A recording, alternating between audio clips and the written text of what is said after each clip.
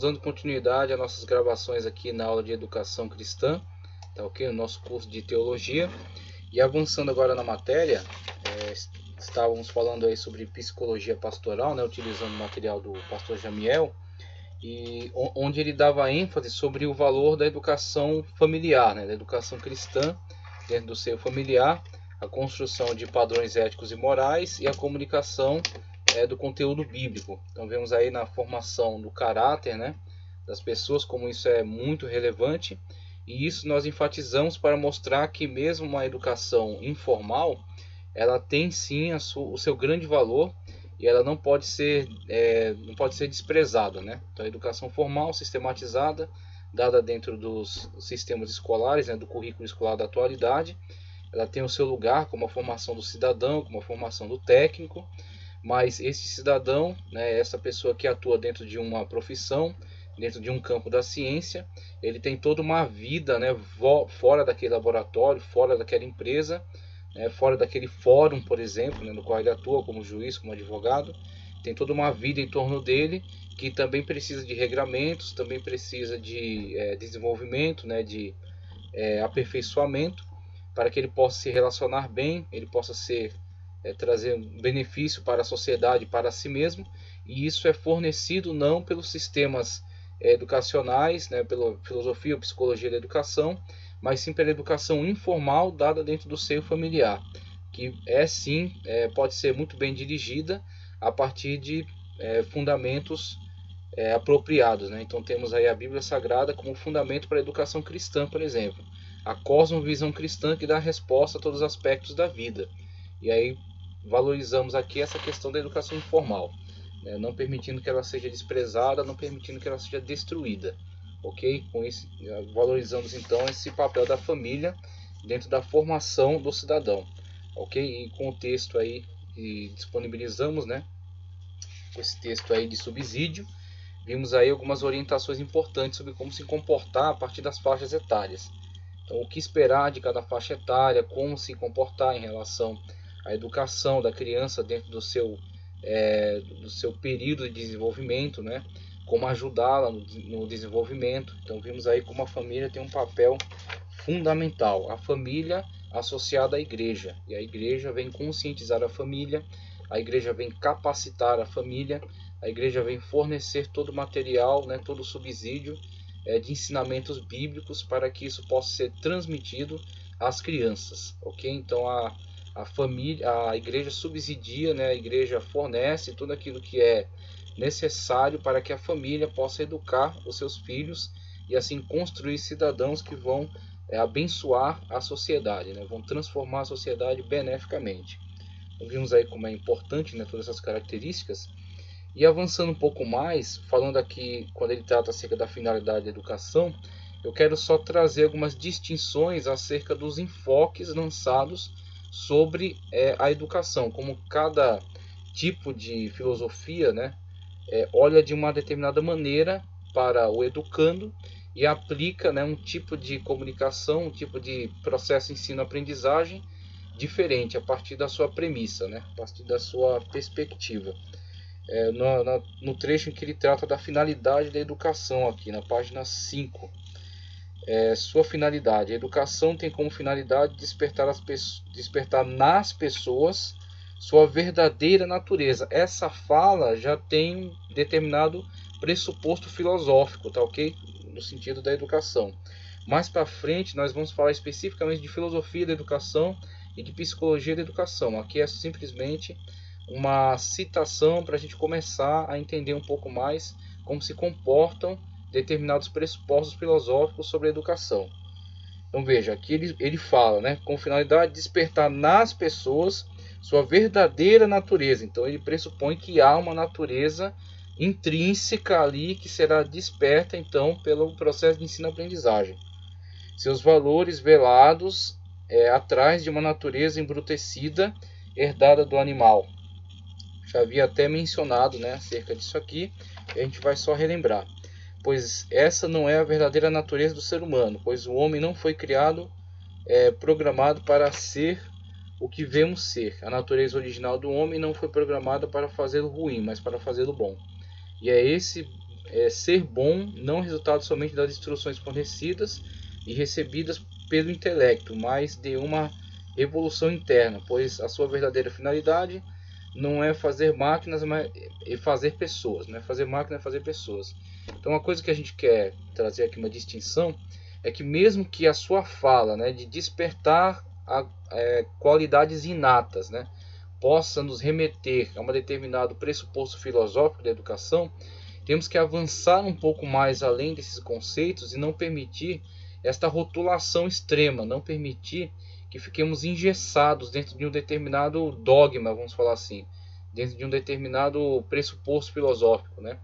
Porque o que na verdade estamos fazendo aqui é tratar a partir de um pressuposto da educação cristã. Então a nossa ideia aqui primordial, né, nossa ideia base, é de que o homem foi criado por Deus e, tendo sido criado por Deus, foi criado uma natureza perfeita. Então, claro que essa fala parece que nos conduz para dentro de um determinado pressuposto de inatismo. Por isso que está em tela aí a base das concepções, ensino-aprendizagem. Você tem Platão, Aristóteles e futuramente Piaget, tá, ok? Com Platão temos o que podemos encontrar aí como uma base para o inatismo e o saber congênito, ou seja, a pessoa tem em si as suas características inatas e o educador simplesmente faz com que ela venha à tona, né? Então o educador, ele na verdade não interfere tanto, ele não conduz na educação, tá certo? Ele não molda tanto o aluno, mas ele promove meios pelos quais ele possa despertar aquilo que ele é. Agora, uma falha no inatismo é que muitas das vezes alguns usam como pretexto para dizer que, na verdade, quando um processo de ensino-aprendizagem fracassou e a pessoa se torna inepta, né, para a vida em sociedade, na verdade isso já era uma característica dele. Isso aí no passado isso se agravou com algumas iniciativas aí, por exemplo, de um grupo de um tipo de ciência que existe, uma prática científica, uma prática que havia na época, né, denominada eugenia. Aí você vê que muitas das vezes faziam-se pesquisas analisando a forma, né, forma do crânio, distância dos olhos, e alguns testes que se aplicavam também para tentar se determinar quais seriam as tendências daquelas pessoas. Muitas das vezes se elaboraram programas de esterilização, porque acreditava-se, né, tinha-se quase que uma ciência moldada no preconceito, né? Acreditava-se que determinadas pessoas produziriam cidadãos marginalizados, cidadãos com índice criminal elevado, né, a partir desses pressupostos. Então o inatismo pode descambar para uma tendência absurda dessa, uma tendência extremamente preconceituosa. Agora, claro, isso é uma visão bastante deturpada, né, até dessa perspectiva inatista, né? Então, quando ele traz essa fala, não é interessante que ela fique engessada dentro de um determinado pressuposto filosófico inatista, porque na verdade a intenção aqui é resgatar um conceito bíblico do homem. Então temos aí, já gravamos aulas de antropologia bíblica, mostramos aí que a Bíblia Sagrada se posiciona no sentido de apresentar o homem como uma criação original de Deus, tá certo? Então é nesse pressuposto, em cima dessa cosmovisão, que estamos trabalhando todas essas matérias, tanto a antropologia bíblica e a educação cristã. Então a educação cristã não é necessariamente inatista, mas ela, na verdade, parte do pressuposto, parte da ideia de que o homem, tendo sido criado por Deus, pelo Logos divino, que é Cristo Jesus pré-encarnado, ele foi criado bom, foi criado perfeito, de acordo com a vontade perfeita de Deus. E é este homem que estamos buscando. Então este homem, diferentemente de um inatismo deturpado, vamos colocar assim, que via nas pessoas características intrínsecas para serem bons cidadãos ou para serem marginais, na educação cristã o pressuposto não é esse. O pressuposto é que o homem foi criado por Deus, por isso todos foram criados bons. E aí onde ele chega a essa conclusão, que todos os homens foram criados bons. Depois, em decorrência do pecado, houve um afastamento. Com esse afastamento, houve uma deturpação da natureza humana, sendo embrutecida. Então a educação cristã busca pelo resgate do homem em comunhão com Deus, que é o homem que agora vai ingressar num constante processo de aperfeiçoamento, e como Paulo diz, chegando até a estatura de Cristo, a estatura de varão perfeito. Então a questão aqui não é inatismo, tá? A questão aqui é busca pela restauração do homem conforme a criação divina original. E aí o processo de educação também viabiliza essa busca. Existe a questão do evangelismo, né, da comunicação da verdade salvífica, né, ou evangelium, a mensagem de boas novas, de salvação. Depois disso existe todo um discipulado, onde a pessoa tem que ser acompanhada, tem que ser orientada, aconselhada, ensinada, exortada, né, para que ela possa entrar na caminhada cristã, no caminho estreito, como Cristo disse. Largo é o caminho e a porta que conduz ao inferno, mas estreito é o que conduz à salvação. Então o discipulado conduz as pessoas pelo caminho estreito da salvação. E aí só que elas precisam de um mentor, como Paulo teve em Barnabé o seu mentor inicial. Depois crescendo de tal modo no ministério que o seu nome certamente ficou muito maior do que o de Barnabé. Mas lá no começo da fé, mesmo ele sendo doutor da lei, ele precisou de um mentor, e esse mentor ele teve na pessoa de Barnabé. Então vemos aí que o discipulado exige um pouco mais, como já coloquei na primeira aula. É o chamado ao discipulado. Então as igrejas podem se preocupar só em pregar, ou elas podem avançar além do conceito somente da pregação e entrar para o conceito do discipulado, que é onde vai formar pregadores, vai formar pastores, formar ensinadores. Além de ela ganhar almas através da sua pregação, ela forma pregadores para pregar também e continuar esse processo. Ok? Então isso é um chamado ao discipulado. Então durante todo esse processo, né, pregação, discipulado, né, e o processo de ensino que continua aí avançando, né, trazendo a pessoa para um aprofundamento maior da sua fé, saindo das questões de base e entrando nas questões mais espirituais, e assim construindo este homem que está restaurando a imagem de Deus. Não é questão inatista, porque o que está em nós na situação atual é uma natureza caída em pecado, que pode até ter algumas características pessoais, né, uma cognição, uma característica cognitiva bem aperfeiçoada, né, uma inteligência, né, e aí tem diversas inteligências, diversos quocientes de QI, né, quocientes de inteligência, o QI, chamado QI. Então, as pessoas às vezes podem ter uma capacidade intelectual nas áreas exatas, humanas, biológicas, que de fato leve ela a desenvolver-se de uma forma extraordinária, mas não necessariamente isso fará dela uma boa pessoa. Não necessariamente fará dela uma pessoa que vai conviver de uma forma harmoniosa e que vai abençoar aos demais e trazer também benefícios para si. Muitas das vezes ela tem essa inteligência, mas ela não sabe se relacionar. Ok? Então ela precisa de uma transformação do seu caráter, tá certo? Para controle dos aspectos da sua personalidade e poder então se conduzir bem dentro da sociedade. E aí onde entra o papel da educação cristã, na busca, no resgate do homem conforme a imagem de Deus. Essa é a busca do homem conforme a imagem de Deus, não do homem conforme a natureza caída e os seus diversos resultados, mas o homem conforme a imagem de Deus, o homem espiritual que está ali, conforme Paulo diz, né? Controlar a carne, o sarx, para que o soma, né, a totalidade do ser, composto de corpo, alma e espírito, seja um templo e morada, né, do Espírito Santo de Deus, e andar conforme a lei.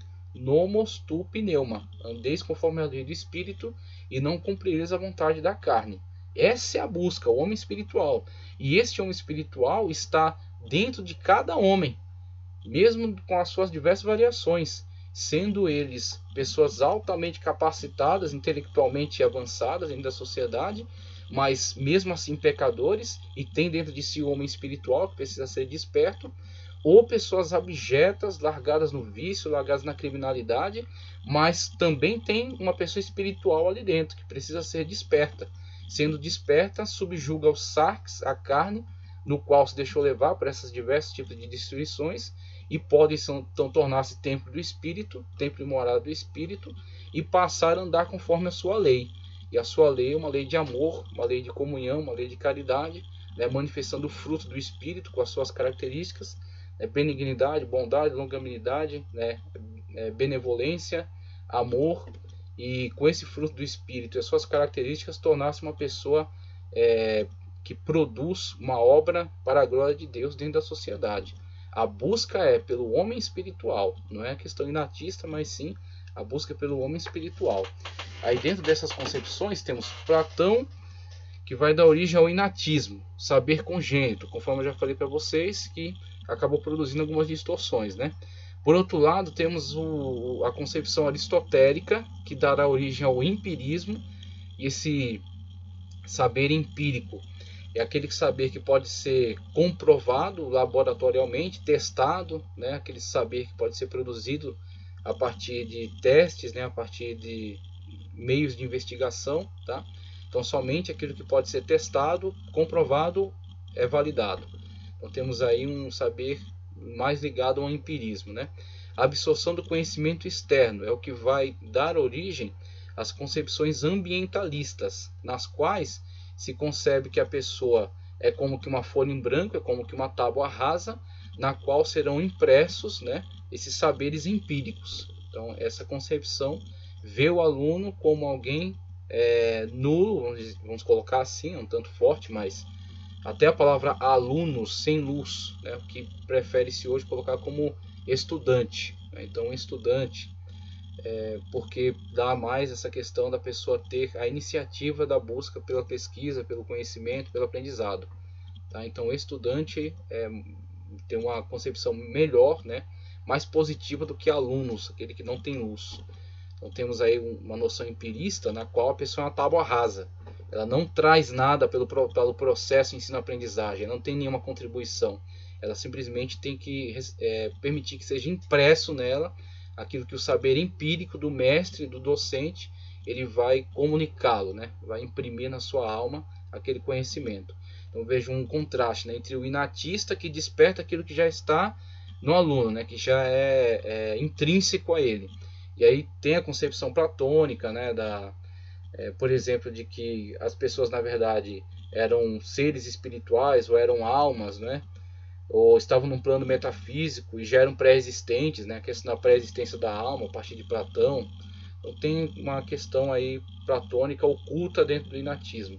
E o aristotelismo já é uma outra concepção, inclusive Aristóteles, o fundador das áreas da ciência, né, ele que dividiu as áreas da ciência, exatas, biológicas, humana, fez uma vasta pesquisa, foi o tutor de Alexandre Magno. Então Aristóteles vamos dizer assim, patrono das ciências, né? E aí essa concepção empirista e esta visão sobre o aluno como uma tábua rasa, aquele que será impresso nele então o conhecimento.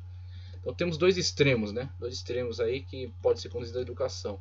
E futuramente surge Piaget, Jean Piaget, com um conceito construtivista, tá? Ele não é pedagogo, ele é da psicologia, e ele estuda especificamente a epistemologia, como o conhecimento surge. E aí onde ele traz, né, a contribuição dele para a pedagogia é essa visão de que, na verdade, o conhecimento não vai ser impresso no aluno, e o conhecimento também não está lá dentro do aluno já, conceito inatista, né? Não está intrínseco no aluno, mas ele é construído, né, a partir de um processo de ensino-aprendizagem, no qual o aluno tem parte na contribuição e o professor também conduz esse processo. Agora, o problema do construtivismo extremo é que em vez dele comunicar ao aluno, mesmo que isso pareça um tanto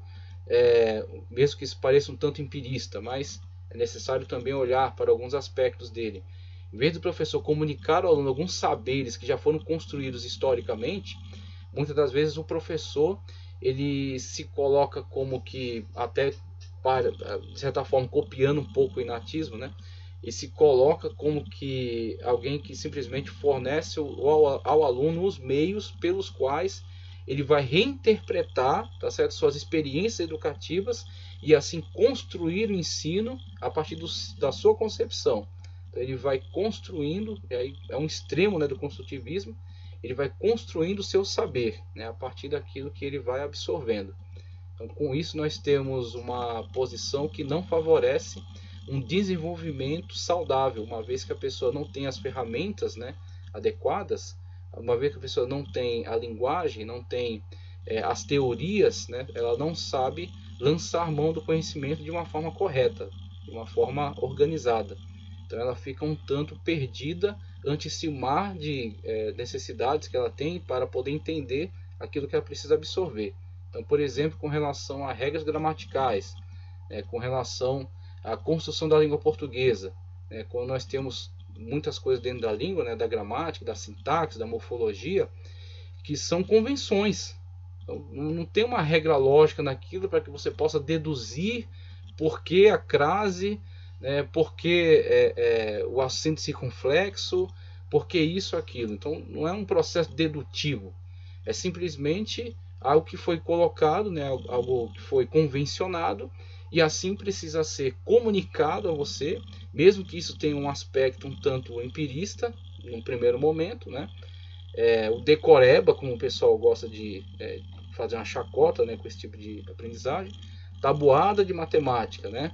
Ou então as regras que você pega na gramática e você estuda elas e copia, estuda e copia até você absorver aquelas regras. Então esse é um básico das as ferramentas pelas quais você vai avançar no estudo. Então se você tem essas ferramentas gravadas em si, se alguém se deu o trabalho de te ajudar a gravar essas ferramentas, você vai fazer uma análise sobre o texto a partir dessas ferramentas que você já tem em si, pode analisar o texto e chegar a um conhecimento mais profundo. Mas e se você não as tem? Se você é lançado diante do texto e começa a estudá-lo sem entender, mas começa a analisá-lo e desenvolver uma crítica sobre ele, mesmo que você não tenha condições de fazer essa crítica, e a partir daí você tenha que construir o seu entendimento sem essa interferência do professor, sem que lhe seja comunicado, né, sem que lhe seja transmitido essas regras básicas aí para o entendimento. Então, o construtivismo levado ao extremo pode causar grandes prejuízos. É quando o professor não assume seu papel de autoridade para comunicar aquilo que é certo e errado. Muitas das vezes, alguns professores tentando assumir um construtivismo sem ter habilidade para isso, eles acabam abrindo mão das correções. Não pode corrigir o aluno, porque senão ele vai se frustrar, porque senão ele vai vai causar algum dano, né? Então não corrigem, simplesmente vão deixando passar, né? E a pessoa vai escrevendo casa com C cedilha, né? E o professor não intervém naquela situação para mostrar que na verdade aquilo está errado, e aí para que a pessoa não fique frustrada, né? Para que ela construa seu próprio conhecimento e um dia ela vai saber que na verdade aquilo estava errado. Só que muitas das vezes, quando ela ficou sabendo futuramente que aquilo estava errado, dentro da sua mente já foi gravado aquele conceito equivocado de que se escrevia daquela maneira, sendo que ele não tinha como chegar dedutivamente ao conhecimento do certo ou do errado, porque é uma convenção. Então convencionou-se dentro daqueles que participavam da construção da língua portuguesa que é escrito dessa maneira. E o professor tinha a autoridade, ele tinha o dever de comunicar ao seu aluno qual é a maneira correta. Só que ele não fez, tentando adotar um conceito construtivista às avessas, né? Um conceito construtivista de qualquer jeito. E aí a pessoa, em vez de absorver aquilo que é correto, ela absorve de uma forma equivocada, ela constrói de uma forma equivocada, e futuramente, quando ela vai tentar corrigir, na verdade ela não consegue. E aí aquilo já foi gravado de uma forma incorreta. Então é interessante a gente tomar cuidado, né, com esses conceitos aí e não se fechar dentro de um deles e pensar, vestir a camisa como se fosse um partido político e tentar aplicar isso a ferro e fogo, porque na verdade transita um pouco, existe um pouco de natismo, né, existe um pouco daquilo que a pessoa já tem, aquilo que ela consegue deduzir, mas também existe um pouco de empirismo, porque você tem que tomar a frente, corrigir o que está errado, e comunicar aquilo que é certo, mas também existe um pouco de construtivismo, porque você tem que ouvir o aluno, tem que ouvir o educando, né? Tem que ouvir o aprendiz, para que ele possa também contribuir, e a partir dessa contribuição ele possa construir um conhecimento no qual ele também está relacionado, não seja só decoreba, né? No qual ele também possa mostrar aquilo que ele aprendeu, e possa, a partir daquilo que ele aprendeu, o professor se comunicar com ele a partir do nível de aprendizagem que ele já alcançou, e assim estabelecer uma ponte. O professor não ficar no pedestal falando algo que o aluno não chegou até ele, não consegue compreender, existe um abismo, né? Então o professor tem que ver onde está o aluno para poder colocar o seu ensino na linguagem dele, no nível que ele alcançou, e trazê-lo para o seu, ok? Construir nessa ponte de aprendizado daquilo que o aluno tem até aquilo que ele precisa ter. Então é um pouco, né? Você tem que entender que existe uma contribuição parcial aí de cada visão educativa dessas, né? de cada concepção dessa sobre as bases da educação. Então, um pouco de conceituação sobre cada um.